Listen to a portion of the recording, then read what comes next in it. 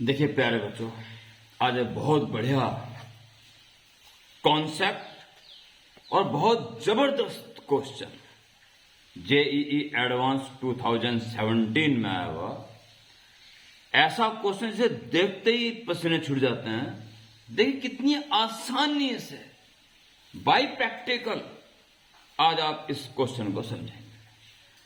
Question भी बाद की बात है, सॉल्यूशन भी बाद की बात है। पहले एक हकीकत समझिए, एक हकीकत क्या है। देखो प्यारे बच्चों, ये मेरे पे एक ट्रायंगल है जिसके सेंटर ऑफ मास में मैंने एक होल कर दिया। क्वेश्चन क्या है कुछ पता नहीं है अभी, मैं आपको बताना भी नहीं चाह रहा अभी।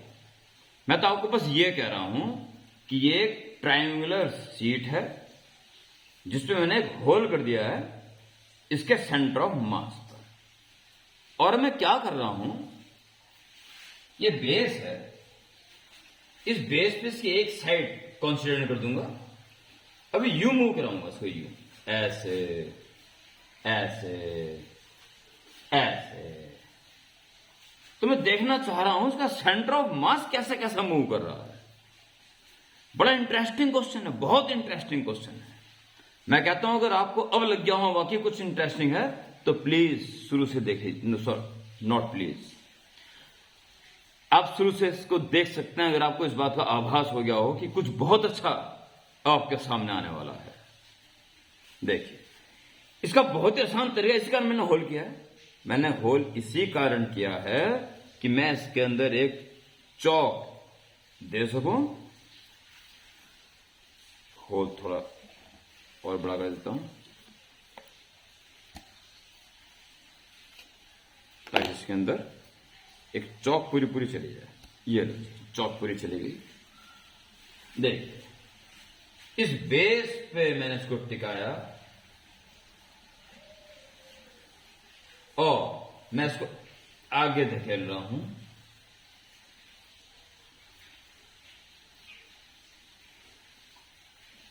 दिस इस सेंटर के रिस्पेक्ट में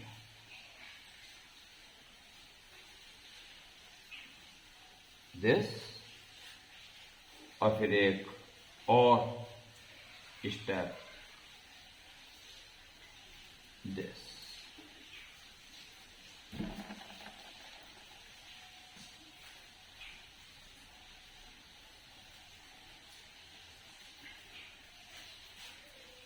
अगर ये एक बेस पे टिका रहे और बेस पे ही बार बार यू टर्न करता रहे तो सेंटर ऑफ मास इसको फॉलो कर रहा है। जाहिर है करेगा भी, जाहिर है करेगा भी, क्योंकि इस रेडियस को फॉलो कर रहा है। और इसके बाद ये रेडियस अगर इक्विलेटरल ट्रायंगल है तो वही रेडियस दोबारा आएगी, अभी दोबारा रेडियस आएगी, यानी स्फेरिकल पार्ट से सेंटर ऑफ मास इसके ऊपर मूव कर रहा है। यही बात प्यारे बच्चों आप फोर साइड वाले क्वाड्रिलेटरल के लिए भी देख लें। इसके लिए मैं क्या कर रहा हूं, यहां पे लाइन ड्रॉ कर रहा हूं क्योंकि बेस इसके अलावा मैं दूसरा दिखाना चाह रहा हूं आपको। और ये और मुझे क्या करना है, ऐसे घुमाना है, ऐसे घुमाना है, ऐसे घुमाना है। तो देखिए सेंटर ऑफ मास कहां जाएगा। अच्छा इसका भी होल मुझे बड़ा करना पड़ेगा। ये तो ऐसे होगा, चलिए दिस दिस दिस दिस। जाहिर है ये भी ऐसा क्यों होगा, क्योंकि ये रेडियस मूव कर रही है ऐसे करके, और फिर ये रेडियस काम करेगी। साइड रेडियस इक्वल है तो इक्वल रेडियस में ये सर्कुलर आर्क बनाता रहेगा। प्यारे बच्चों चाहे ट्रायंगल हो, स्क्वायर हो, पेंटागन हो, हेक्सागन हो, हेप्टागन हो, इक्वल साइड्स हो गए। ये सब एक ही बात फॉलो करेंगे। अगर इसको यूं यूं यूं यूं चलाते रहेंगे तो इनका सेंटर में यूं यूं यूं यूं चलता रहेगा। ऐसा है, ऐसा वास्तविक है। अब देखिए मैं आपके आगे ला रहा हूं क्वेश्चन। क्वेश्चन क्या जबरदस्त तरीके से बनाया गया और क्या पूछा गया है, वेरी इंपॉर्टेंट। देखिए अब आप लाइए, अब आपके सामने आ रहा है क्वेश्चन क्या है।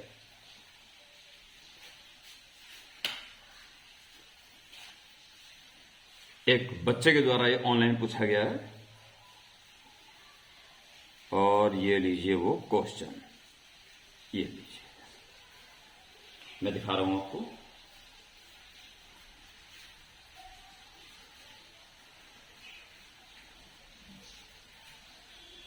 ये देखिए प्यारे बच्चों,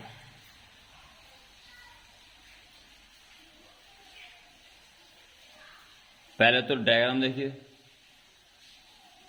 ये ट्रायंगल, इसे पलटाया जा रहा है जैसे मैंने समझाया भी। ये स्क्वायर, ये पेंटागन है, फिर हेक्सागन वगैरह वगैरह, इस तरह से घुमाया जा रहा है जैसे मैंने भी आपको घुमा के दिखाया। क्वेश्चन देखिए क्या है। रेगुलर पॉलीगन है, 3 साइड, 4 साइड, 5 साइड वगैरह वगैरह। सेंटर ऑफ मास इनका ओपन से जाएगा। ये सब कुछ मैं अब आपके सामने आके दिखा रहा हूं, ठीक है। पूरी तरह क्वेश्चन समझा रहा हूं। देखिए बोर्ड पे आइए, बोर्ड पे आपको अच्छे से समझ में आएगा। 100% क्वेश्चन समझा रहा हूं पूरा पूरा। बड़े आराम से आप क्वेश्चन समझ जाएंगे। जेईई एडवांस 2017 में आया हुआ क्वेश्चन है। देखिए क्या कहना चाह रहा है वो, ये बात तो कंफर्म होगी।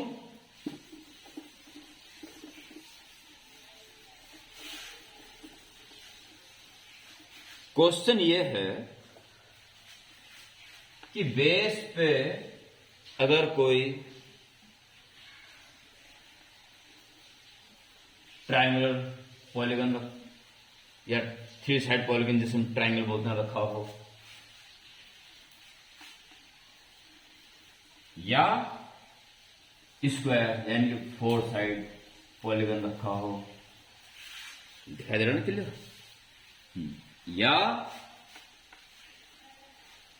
5 साइड। हालांकि ऐसा है नहीं, किस तरह का बनता है, ऐसे कर थोड़ा टेढ़ा हो जाएगा। ये ज्यादा छोटा हो गया, कोई बात नहीं, बात वहां तक आपको पहुंचना भी नहीं है। इसको भी टर्न किया जा रहा है, इसको भी टर्न, इसको भी टर्न। अभी इसके रिस्पेक्ट में टर्न करेगा, जब ये यहां टिक जाएगा फिर उसके रिस्पेक्ट टर्न करेगा। तो इसका सेंटर ऑफ मास जो है, ये सेंटर ऑफ मास, ये सेंटर ऑफ मास जो है, ये ऐसे ऐसे करके पाथ को फॉलो करेगा। क्वेश्चन ये जानना चाह रहा है कि जहां शुरू में वो है, जितनी हाइट पे है, उससे कितना ऊंचा उठ जाएगा, ज्यादा से ज्यादा। ये सबसे ज्यादा उठाना है उसका, ये कितना है, ये जानना चाह रहा है। और किसके लिए? एन साइडेड पॉलीगन के लिए। अगर आपके पास एन साइड वाला पॉलीगन है और उसे गुड़ुंग गुड़ुंग ऐसे घुमाया जा रहा है, तो उसका सेंटर ऑफ मास ऊपर नीचे ऊपर नीचे ऊपर नीचे सर्कुलर को फॉलो करता हुआ, पाथ को फॉलो करता हुआ जा रहा है। तो ज्यादा ज्यादा कितना ऊंचा उठता है वो, ये फाइंड करना है। बस यही फाइंड करना है। ये हो गया जी क्वेश्चन। 4 ऑप्शन दे रखे हैं, हो जाएगा। अब एक बार पूरा क्वेश्चन पढ़ लेता हूं तो आप समझ जाएंगे सारा। मैं पूरा प्रॉपर क्वेश्चन पढ़ रहा हूं।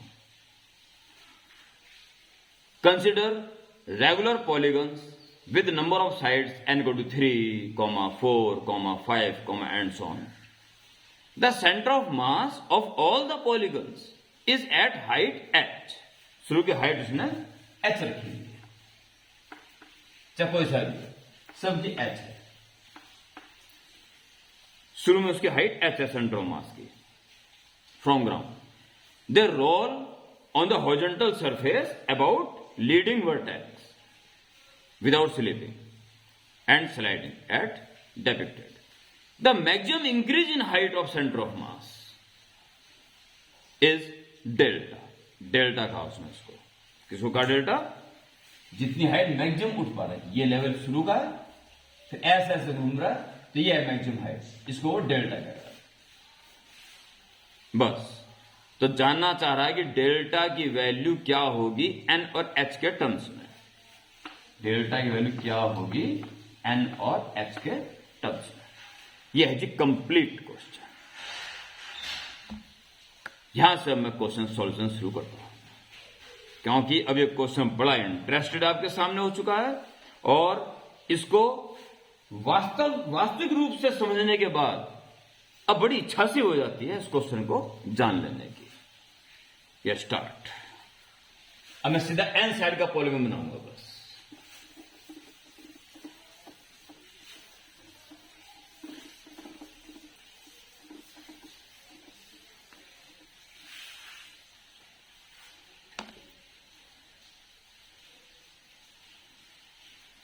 अब मैं बनाने जा रहा हूं, ठीक है प्यारे बच्चों, यह है बेस, ये बना रहा हूं मैं पॉलीगॉन। पॉलीगॉन की एक साइड इस बेस से कोइंसिडेंट है, एक ये चली गई, एक ये चली गई एंड सो ऑन, और ये कहीं इसका सेंटर रहा होगा, सेंटर ऑफ मास, जिसकी हाइट वो एच कह रहा है, एच, और एन साइड पॉलीगॉन। उसके बाद ये ऐसा ऐसा पाथ मूव करेगा और इस रेडियस में शुरू में टर्न करेगा। तो सबसे कब आ जाएगा जब ये वाली रेडियस वर्टिकल आ जाएगी, जब ये ऐसा टर्न करेगा ना ऐसा, तो यहां पे जब ये साइड वर्टिकल आ जाएगी तो सबसे ऊंचा हो जाएगा, फिर नीचे आना शुरू हो जाएगा। तो क्या करना है आपको, अब वो केस बना दीजिए जब ये वाली साइड वर्टिकल हो जाएगी। तो देखिए सेंटर ऑफ मास कहां पहुंच गई, देखो एक ये लेवल तो वो है जहां सेंटर ऑफ मास था, इनिशियल लेवल। ओके, अब मैं इसको टर्न कर रहा हूं। अगर ये साइड 1, साइड 2, साइड 3 है, ये वर्टेक्स ए है और सेंटर ऑफ मास जी है, ठीक है। जब ये centre of mass maximum height पे आ जाएगा, मैं वो डायग्राम बनाने जा रहा हूं। शायद थोड़ा ऊंचे बनाने की मुझे जरूरत है, थोड़ा सा ए ए ए ए ए ए ए, ए बस इससे काम चल जाएगा। लीजिए, तो मैं बना रहा हूं जब ये रेडियस वर्टिकल हो जाएगी, अर्थात centre of mass maximum height पे आ जाएगा, उसके बाद गिरना शुरू हो जाएगा नीचे। तो वो डायग्राम मैं बनाने जा रहा हूं, ये मैं बनाऊंगा उसको, और ये वाली साइड इतनी चौड़ी देगी, इतनी चौड़ी होगी, मतलब लंबाई, और ये साइड यहां पे आ जाएगी, ये साइड यहां पे आ जाएगी, नहीं, जब ये बिल्कुल ऊंची हो जाएगी ऊपर के, तो ये कोना इस बीच में आ जाएगा, ये कोना ए,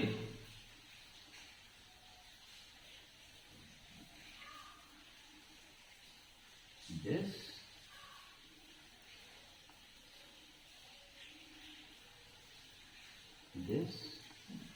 ये साइड 1 थी जो कि थोड़ी नीचे बैठी है, और जो लेटी हुई थी ये थोड़ी खड़ी में आ गई है, ये पॉइंट ए है, ये थोड़ा नीचे आ चुका है, ये साइड 1 है, और ये जो लेटी हुई थी उठ चुकी है, साइड 2 है, और थ्री से जो ऐसे हो चुकी है, होगी।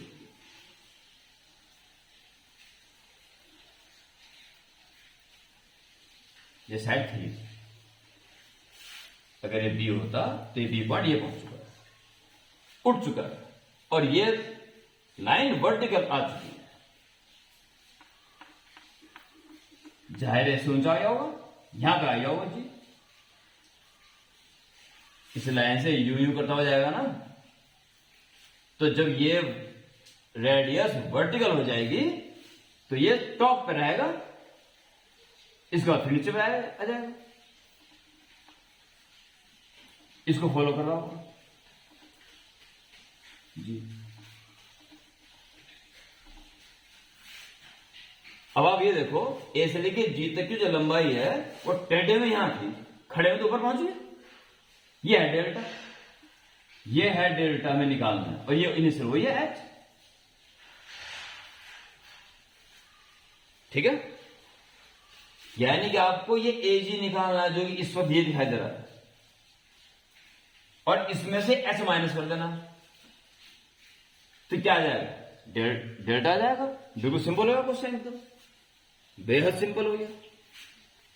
ये क्वेश्चन जो पूछा जा रहा है, ये क्वेश्चन नंबर 3 है, ये क्वेश्चन नंबर 3 है, और ये क्वेश्चन आपका JEE एडवांस 2017 में आया हुआ है। और तो पता चल गया होगा, पता पर अभी एक और नॉलेज की आपको आवश्यकता है। इस क्वेश्चन के लिए एक हल्के से नॉलेज और चाहिए आपको, वो देखिए क्या है। कोई पॉलीगन एन साइडेड पॉलीगन अगर आपके पास है तो इसकी इंटरनल एंगल्स का सम कितना होता है? 2n-4 राइट एंगल या 90 डिग्री। ये कभी कभार इसकी बॉडी नॉलेज कम होती है बच्चों को, आप इसको नोट कर सकते हैं, ये बड़ा इंपॉर्टेंट है। कैसा भी पॉलीगन हो, रेगुलर हो या ना हो, पर इंटरनल एंगल का सम 2n-4 इंटू 90 डिग्री। अगर आप 3 साइडेड लेते हो यानी कि ट्राइंगल, उसके इंटरनल एंगल का सम तो आप जानते हो 180, तो 3 लेके वेरीफाई कर लो। 3 दूनी 6 - 4 2 राइट एंगल यानी कि 180 डिग्री, वेरीफाइड। 4 साइड होती हैं तो 360 होता है, वेरीफाई कर लो 4 रख के। 4 दूनी 8 - 8 4 राइट एंगल 360, वेरीफाई हो गया। तो अगर आप नोट कर रहे हो तो ऐसे नोट करना, अलग से है, इस क्वेश्चन को रोकेंगे। सम ऑफ इंटरनल एंगल्स या interior angles of n sided polygon is equal, ये नोट कर लीजिए, अलग से नोट कर लीजिए इसको। 2n-4 right angles.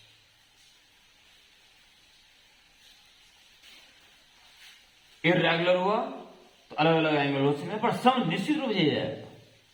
परंतु अगर रेगुलर हुआ तो सारे एंगल इक्वल हो जाएंगे। एन साइड हैं तो एन एंगल्स भी होंगे, तो हर एंगल इक्वल होगा तो डिवाइड बाई एन, तो ईच एंगल आ जाएगा। ठीक है,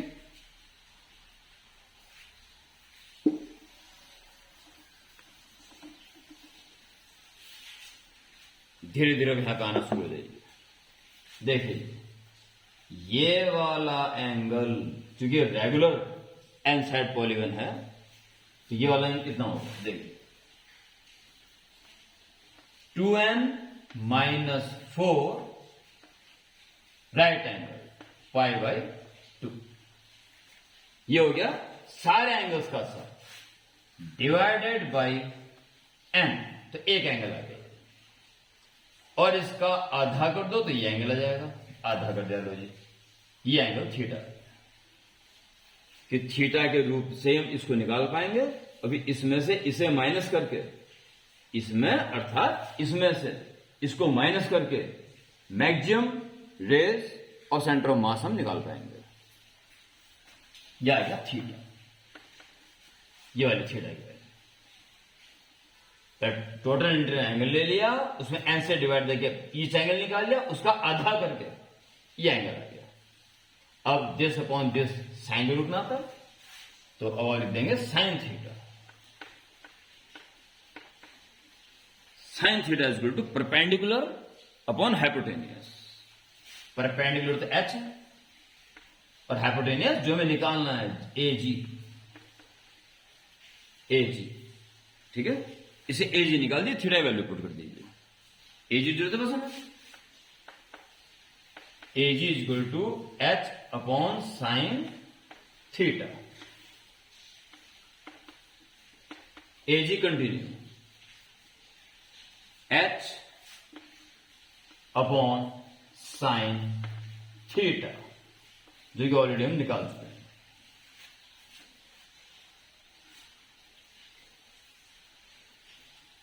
to n minus 4 upon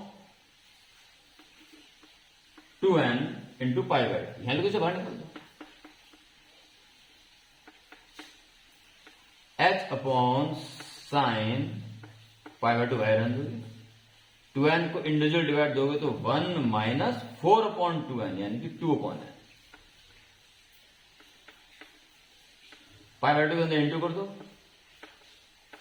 sine pi by two minus ये क्या कर दिया हमने 2 बाई एन,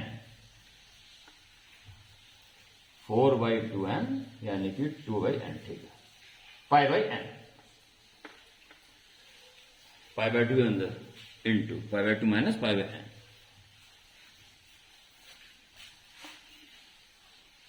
तो क्या आ जाएगा, a g equal to h upon sine 90 minus cos होता है, कॉस पाई बाई एन, ये जी निकल गया।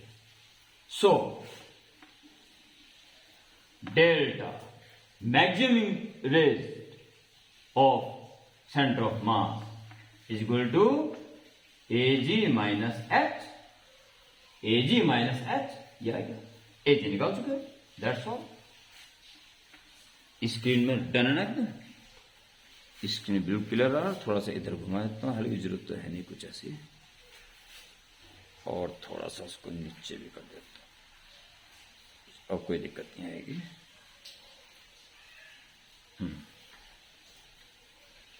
ए जी वैल्यू क्या रखोगे, h upon cos pi by n minus h, और h common 1 upon cos pi by n minus 1, और इसके 4 ऑप्शंस में से थर्ड ऑप्शन सही, ये इसका आंसर है। तो कितना इंटरेस्टिंग क्वेश्चन था। शुरू में अगर मैं आपको ना तो ये ट्राइंगल वाला केस शो करता, ना रेक्टेंगल वाला, ना हकीकत बताता, तो क्वेश्चन का डायग्राम मात्र देखने से ही एक भय सा बैठ जाता है। भयभीत होने के 2-3 कारण हैं इसके।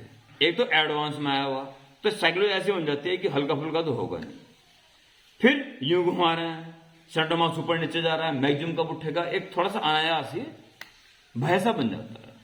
परंतु अगर जैसे मैं हर वीडियो में लगभग बताता हूं, हर बार इस बात को बताता हूं कि बेसिकली स्ट्रांग रहें, बेसिकली बिल्कुल आप अपने ऊपर कॉन्फिडेंट रहें, तो रास्ते निकलते हैं। उदाहरण आपके सामने है, कितना एडवांस का आया हुआ क्वेश्चन था, कितना डिफिकल्ट टाइप का, और कितना बेहद आसान आपके सामने स्मूथली हो गया। इसे डरे मत, बेसिक कॉन्सेप्ट्स ओके रखें और प्रैक्टिस ज्यादा से ज्यादा करें, जितने ज्यादा क्वेश्चन पॉसिबल हो सके उतने करें। ओके प्यारे बच्चों।